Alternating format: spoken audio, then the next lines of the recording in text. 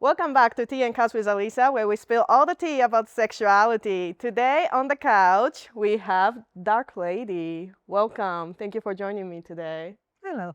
Hello. First, please introduce yourself and what we're going to talk about today. I'm a practicing psychologist called Dark Lady, as you heard already. I have been in psychology world over 22 years and in Kink scene even more, living it for the last 4 years. And I think it's the most beautiful way to live. Beautiful. And what we're going to talk about today?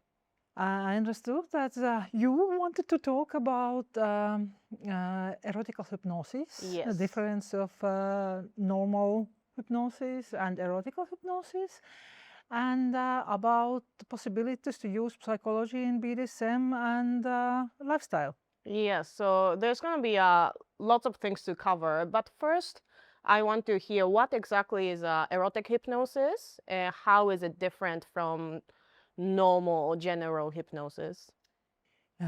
Basically, hypnosis is erotic. It's always power exchange, and power exchange itself is always a bit erotic. So we can't talk about hypnosis without thinking absolutely no kink involved. There is also fetish of hypnosis. So if a person has it and you try to do non-erotic hypnosis, it doesn't happen. So it's already erotic. And also mostly people are coming with some kind of wishes about behavior or mind or hopes, and they already are holistic. So body and mind are so bonded, and so is bonded hypnosis and erotic hypnosis. Okay, but what makes you say that hypnosis is always erotic? Because there is a like a Yes, I'm non-sexual, listening. yeah, there is like a non-sexual hypnosis also, right? So like, Yeah, but give me an what example. makes you say What kind of hypnosis is not erotic? what kind of hypnosis is not erotic? First of all, there is a power exchange. You never know if one or both partners don't have hypno-kink, which is erotic, or they don't have even a hypno fetish, which is must be even more powerful. So the way people are giving themselves on the mercy of others is erotic themselves, and power exchange already happens. So I try to say that all hypnosis, in a way or other, a bit erotic. Okay. Even when it's clinical, but then it's kind of course not in a pedestal. Interesting. And how did you find your way towards the erotic hypnosis? First of all, I'm a kinkster, so everything is kinky if you are kinky enough. But it's when you are working with very serious issues, no kink involved, no kinkster involved, with totally vanilla people, it's easier to get your way, to make them understand, to make them behave in certain ways, and of course to bring up the things you want to through erotic hypnosis, touching soul and touching the deep urges in people's soul. So it's a tool. It's a very, very powerful tool. For people who would be interested in erotic hypnosis, what kind of, I don't know, what kind of problem does people bring when they're interested in erotic hypnosis? Uh, when people are coming to ask about erotic hypnosis, then they mostly want to play because they don't understand the benefits of erotic in a normal working process. If you say word erotic, they already like shine out and they say that, oh, I want to play, do something with me.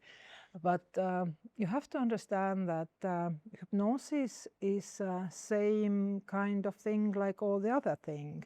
If you ask somebody to help you, if you go to pharmacy, then you assume that person who works with you has a doctor's degree or at least license to work with all kind of drugs. If you go to rigger and you want to do some rigging, then you also trust him and you think and hope that he knows what he does. It's same with hypnosis. You give yourself to somebody's mercy. So you hope for a best, but also you should try to understand with whom you are dealing, because there are a lot of people who just play with erotic hypnosis with some little tools, hypnocafes and stuff like this. There are hypno-kinksters who know a lot more, but also are not certified therapists. So possibility to get hurt is everywhere in the world, in pharmacy, in bondage games, everywhere. But in case of hypnotherapy, you really have to understand with whom you are dealing with, what is your goal, and if you're in a fragile moment in your life, maybe it's not better to touch it. Yeah. Or to try to find partner who really helps you with it, Yeah. but then be sure that he has or she has tools, education, he knows what she does or he. What kind of advice can you give to people who's interested in it, but like don't know how to protect themselves? Like how can we protect ourselves from someone like who have a bad intention? Well, we really can't because, like I told, you can get a bad drug, you can get bonded up, not released, you can get some kind of ill-willed hypnotherapist. But knowledge, first of all, community knowledge. So you should read, check the background, ask community. In BDSM and the power exchange world, there is some things which are much easier than in a vanilla world. You can ask for background. It's like in BDSM, if you are choosing a new dom, you can ask advices from the previous subs. Because if dom, let's say he is a great man, then they will give advices and recommendation happily. But if there is no one, or they don't show up, or he doesn't give contacts, something is creepy.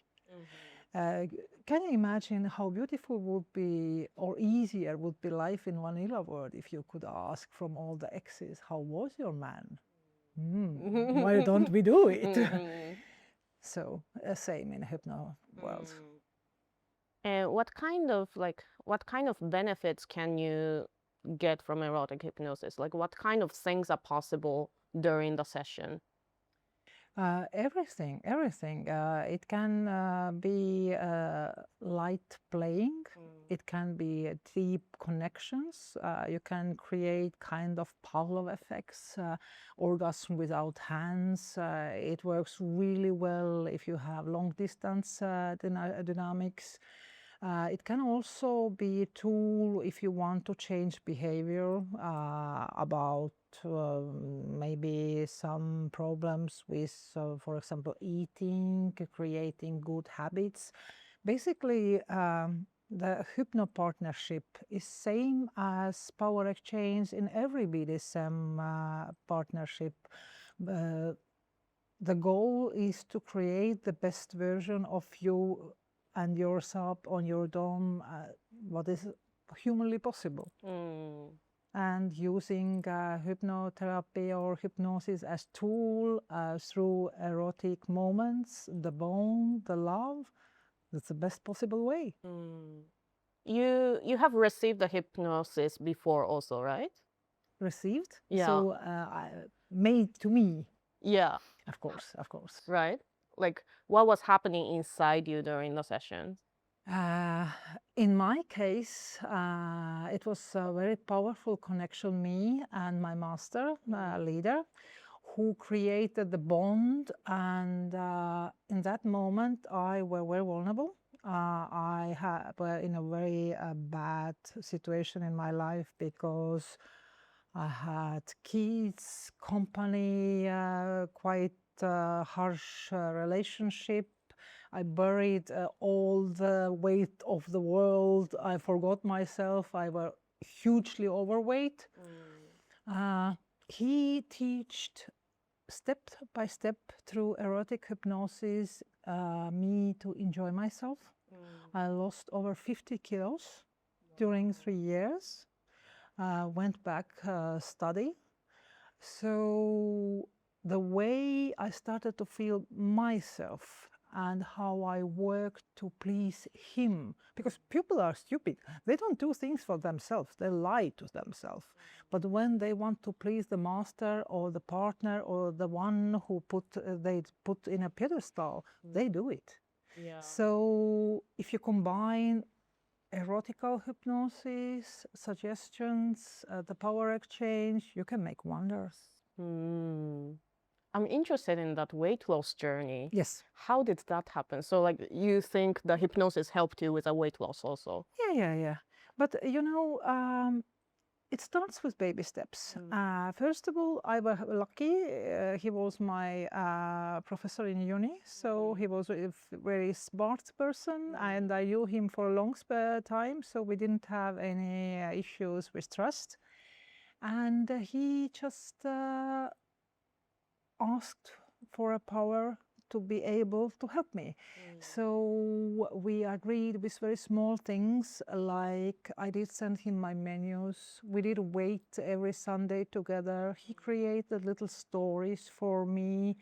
There are so many little tools which are possible to do to lose interest to food, to put something else in a higher place. We made pictures in the morning, in the evening, when I changed clothes. There was nothing sexual, but it was deep connection, and it was about the power, about the respect. And my eyes started to shine again, and I started to lose weight because the system worked. I wanted to please him over me. Maybe I would go and cry and eat another chocolate and puke later, but when I had to give him good weight, I wanted to make him happy. I wanted to be the good girl. It worked. And those stories about me walking, doing stuff, not eating, taking away my eagerness to stuff food in me, but instead to go and walk and do something which is good to my body, that helps greatly. Wow, that's so interesting. Yeah, but that's what every single person can do. Yeah. It's systematical work, goodwill, respect. It's very brave to give your power away to somebody, to trust him or her to make you the best version of yourself, and there is much work. It sounds like in your journey, that kind of gave you a structure for the good support system, right? Absolutely, absolutely. It picks your pieces and puts together. So for people who doesn't have that support system in their life yet, what kind of advice would you give? Baby steps.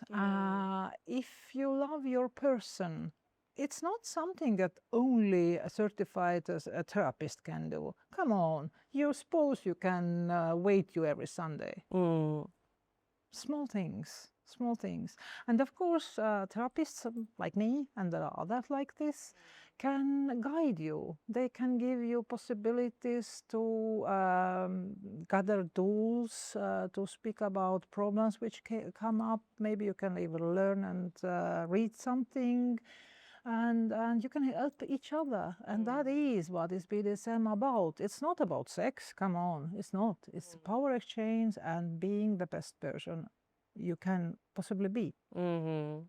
Because I always hear the quote that's coming to my mind right now is everything in life is about sex except sex.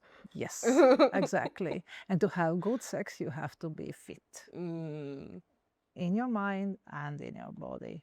And that helps. That's so interesting.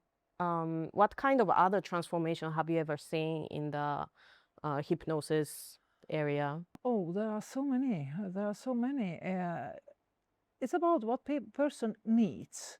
If the problem is eating, there are ways, but there are also possibility to relax, get good sleep, to improve your partnership, to get more laughter out of it.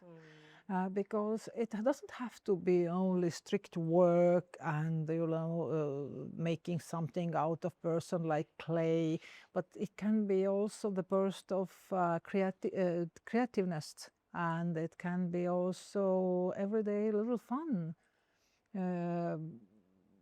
Storytelling, for example, it's empowering. There are so different kind of tools for subs or doms or partners in charge or just for relaxing.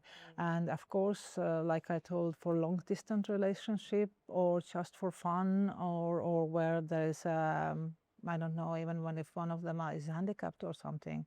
There are so many possibilities as there are different kind of persons. But it's an amazing tool. Yeah, sounds really cool. And you mentioned earlier that hypnosis is kind of trending right now. Yeah, people are starting to understand that the mystical hypnosis is not so mystical because it's like umbrella word for so many things. There is, of course, the rapid hypnosis, which I myself is a little bit skeptical of. But there is a neurolinguistical programmation, there is behavior control through habits, there is power exchange, so many psychological manipulations which can create so many great benefits. So it's an umbrella term. So there is a lot of I think misconception and misunderstanding around hypnosis. What are some common myths that you want to break? Not that you want to break, but what kind of a common myth you hear a lot about hypnosis? The maybe the biggest one, which I don't like, by the way, is that people don't know what hypnosis is, and most of them think it's something like in those rapid inductions, like in movies. So, but come on, those are staged mostly, and those movies. It's the same like I'm taking the Makarov and I'm killing somebody like 40 years time. It's same with hypnosis. And they don't understand that really it's not the rapid induction, which is hypnosis, but it's a lot of work and a lot of knowledge, and there has to be goal or the knowledge about what is hypnosis is in my mind. Do you offer a hypnosis as a session also? I'm not so good yet. Okay, you're studying there still. are some things which I'm doing with pleasure, but there are some things I'm not ready to touch yet. And there are some things what I'm not believing yet.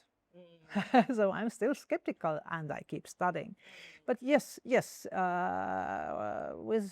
programmation and with psychological manipulation called hypnosis, you can change human behavior.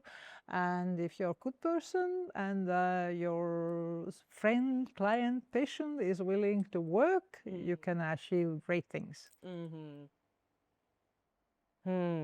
Interesting. So for the closing question, I always ask my guest, what is the tea you want to spill to your younger self? Is there any tea you would like to spill to your younger self about hypnosis? I don't know if about hypnosis only, but overall I would say to her that don't waste time. Live your life. Don't try to please people. Just try not to hurt them. That's So, beautiful. and of course, with hypnosis, I don't know, why didn't I start to study it earlier? My life would be so much easier, so much more fun.